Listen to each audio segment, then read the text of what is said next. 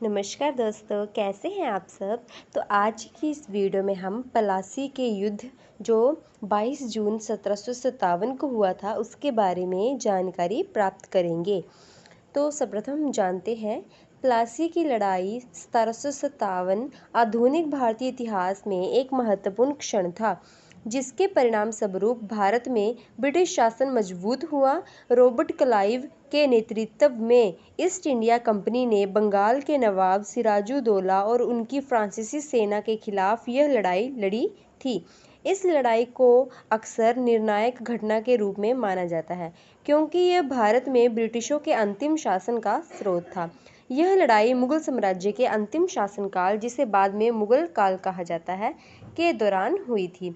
प्लासी की लड़ाई के समय मुगल सम्राट आलमगीर द्वितीय ने साम्राज्य पर शासन किया।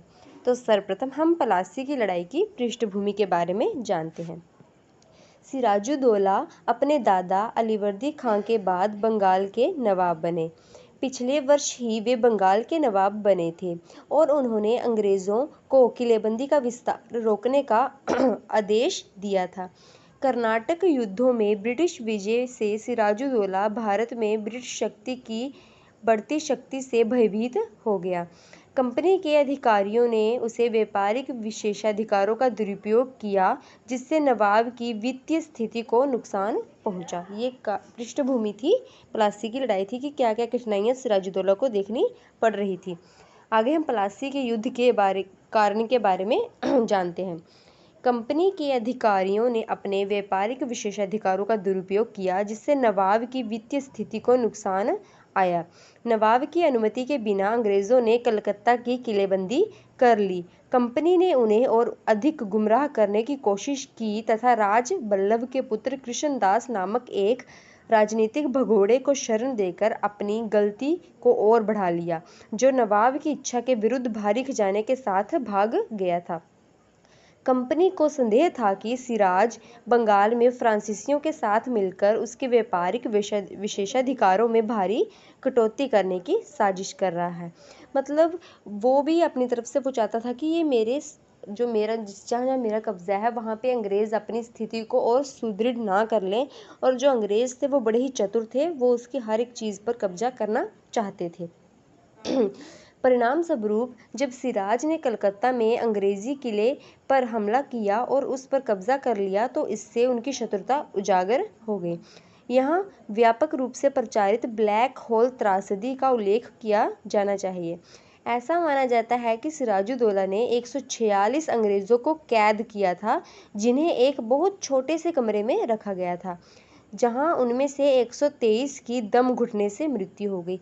ये जो ब्लैक होल की घटना है दोस्तों, ये बहुत बड़ी घटना थी। यहाँ पर सिराजुद्दौला ने, जो अवध का नवाब था, उसने 146 अंग्रेज़ों को कैद कर लिया था, जिनमें से 123 की दम घुटने से मौत हो गई थी, जिससे अंग्रेज़ों में रोष उत्पन्न हो गया था। तो हमने अभी कारण पढ़े हैं, आगे हम प्लासी का युद्ध पढ़ेंगे। 22 जून 1757। प्लासी का युद्ध 23 जून 1757 को बंगाल के प्लासी क्षेत्र में हुआ था। दोस्तों मैं आपको बताना चाहती हूँ कि हम अभी प्लासी कहते हैं, परंतु इसका नाम असली प्लासी है। मद्रास में रॉबर्ट क्लाइव के नेतृत्व में एक बड़ी सेना के कलकत्ता आगमन से बंगाल में अंग्रेजी स्थिति मजबूत हो गई। क्लाइव ने नवाब के गद्दारों मीर जाफर, राय दुर्लभ, जगत सेठ और ओमीचंद के साथ एक गुप्त गठबंधन बनाया। समझौते के तहत मीर जाफर को नवाब बनाया जाना था और कंपनी को उसकी सेवाओं के लिए पुरस्कृत किया जाना था। षड्यंत्रकारियों के साथ कंपनी के गुप्त गठबंधन ने अंग्रेजी स्थिति को और भी मजबूत कर दिया। परिणाम स्वरूप प्लासी के युद्ध में अंग्रेज़ों की जीत युद्ध शुरू होने से पहले ही तय हो गई थी। मतलब उन्होंने जो भी सिराजुद्दौला के साथ मिले हुए थे उनको अपनी साइड कर लिया था। नवाब के अधिकारियों के षड्यंत्र के परिणाम स्वरूप सिराज की 50,000 मजबूत सेना क्लाइव की मुट्ठी भर सेनाओं से पराजित हो गई। मीर जाफर के बेटे मीरान ने सिराजुद्दौला को पकड़ने और उसकी हत्या करने का आदेश दिया। प्लासी के युद्ध में अंग्रेज़ों को बंगाल के विशाल संसाधनों तक पहुंच प्रदान कर दी। प्लासी के बाद अंग्रेज़ों ने बंगाल के व्यापार और वाणिज्य पर लगभग एकाधिकार कर लिया था। आगे दोस्तों हम प्लासी के युद्ध में जिन जिन व्यक्तियों ने भाग लिया था उनके बारे में जानते हैं। तो सबसे पहले है सिराजुद्दौला। वह बंगाल के नवाब थे। वह ब्लैक होल त्रासदी में शामिल थे। 146 अंग्रेजों को एक बहुत छोटे से कमरे में बंद कर दिया था, जिनमें से 123 ने दम घुटने से मौत हो गई थी, जो मैंने आपको पहले बताया। ईस्ट इंडिया कंपनी द्वारा व्यापारिक विशेषाधिकारों के बड़े पैमाने पर दुरुपयोग से नकारात्मक रूप से प्रभावित हुआ। उन्होंने कलकत्ता में अंग्रेजी किले पर हमला किया और उसे अपने कब्जे में ले लिया, जिससे अंग्रेज़ों के प्रति उनकी शत्रुता उजागर हो गई। आगे है रॉबर्ट क्लाइव, जो उनके वर्सेस में थे। आगे है, उन्होंने राजनीतिक भगोड़े कृष्णदास को शरण दे दी थी, जिससे सिराजुद्दौला निराश हो गया। व्यापारिक विशेषाधिकारों का दुरुपयोग किया गया। उन्होंने नवाब की अनुमति के बिना कलकत्ता की किलेबंदी की। नेक्स्ट है मीर जाफ़र। वह नवाब की सेना के कमांडर इन चीफ थे। उन्होंने ईस्ट इंडिया कंपनी को रिश्वत दी। उसने युद्ध के दौरान सिराजुद्दौला को धोखा दिया। नेक्स्ट है राय दुर्लभ। वह नवाब की सेना के कमांडरों में से एक थे। वह सिराजुद्दौला की सेना में शामिल हो गया, लेकिन युद्ध में भाग नहीं लिया। इस प्रकार उसने सिराज को धोखा दिया। आगे हैं जगत सेठ। वह एक प्रभावशाली बैंकर थे। वह उस षड्यंत्र में शामिल थे जिसके परिणाम स्वरूप नवाब सिराजुद्दौला को कारावास में डाला गया अतः उनकी हत्या कर दी गई। नेक्स्ट है ओमी चंद। वह बंगाल का एक व्यापारी था। वह बंगाल के खिलाफ षड्यंत्र के मुख्य आयोजकों में से एक था और 1757 में प्लासी की लड़ाई से पहले रॉबर्ट क्लाइव द्वारा की गई संधि हस्ताक्षर करने वालों में से एक थे। ये वो व्यक्ति हैं जिन्होंने सिराजुद्दौला को ऐन वक्त पर आकर धोखा दिया। नेक्स्ट है प्लासी के युद्ध का महत्व। अब हम देखते हैं कि इसका महत्व क्या हुआ।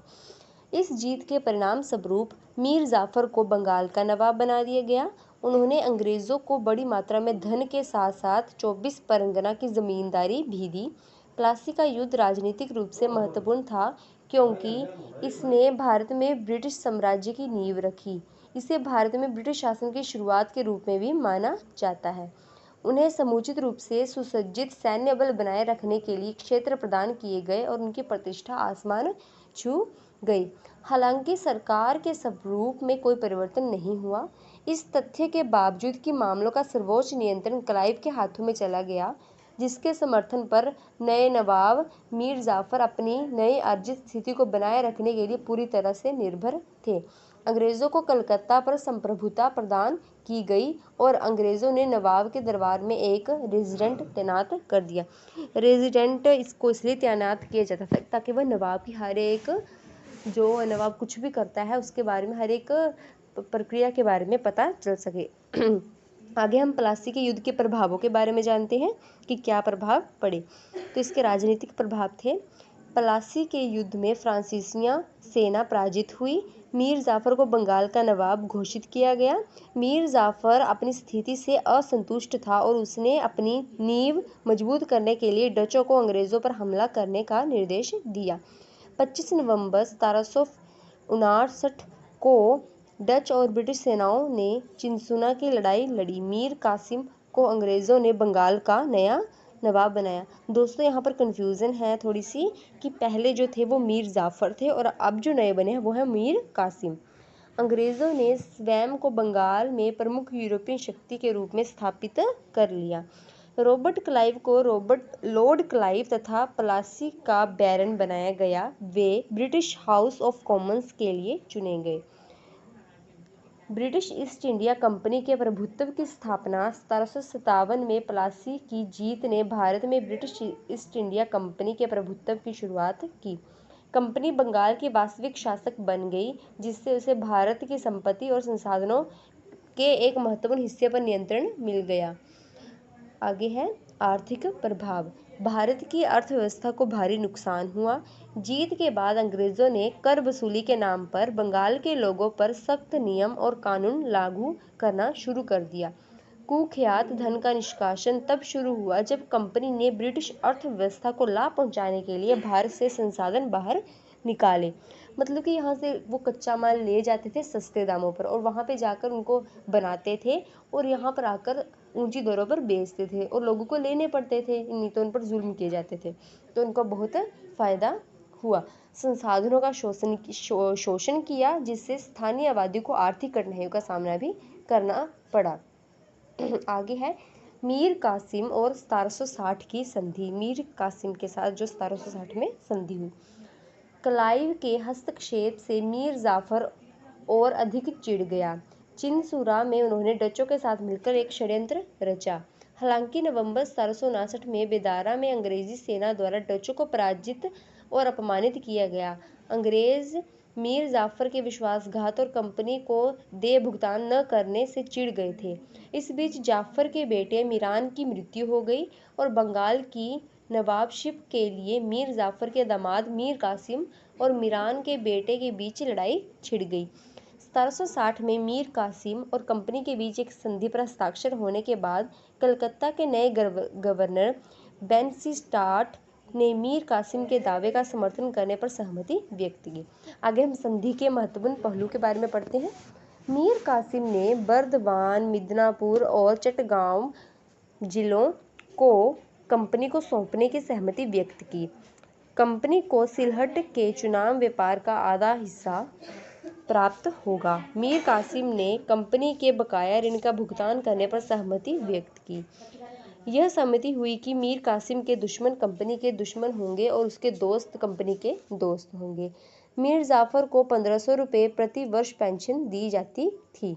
यह सहमति हुई कि नवाब के क्षेत्र के काश्तकारों को कंपनी की भूमि पर बसने की अनुमति नहीं दी जाएगी और इसके विपरीत कंपनी के दबाव में आकर मीर जाफर ने मीर कासिम के पक्ष में इस्तीफा दे दिया।